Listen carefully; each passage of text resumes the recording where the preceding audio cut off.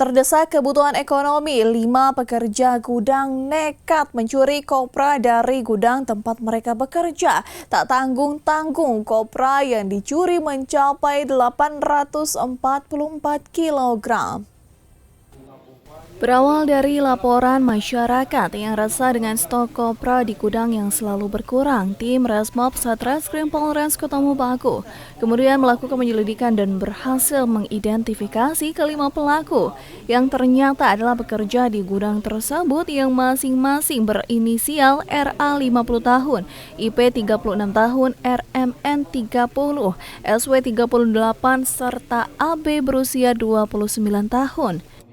Para pelaku memanfaatkan celah pengawasan saat beraksi. Hasil kejahatan kelimanya dijual ke penadah di Desa Kopandakan 1 dengan total transaksi sebesar 15 juta rupiah. Uang hasil dari penjualan kemudian dibelikan handphone serta digunakan untuk kebutuhan sehari-hari mereka.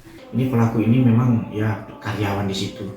Dia mungkin akan digunakan untuk kebutuhan sehari-hari karena kita lihat perekonomiannya sudah cukup memprihatinkan. Kita lihat dari istri pelaku juga menyatakan bahwa keadaan perekonomiannya tidak sedang baik-baik saja.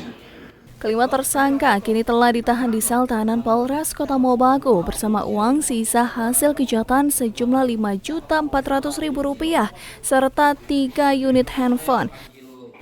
Dan mereka dijerat dengan pasal 363 tentang pencurian dengan ancaman hukuman paling lama 7 tahun penjara. Tim Liputan Kawanua TV.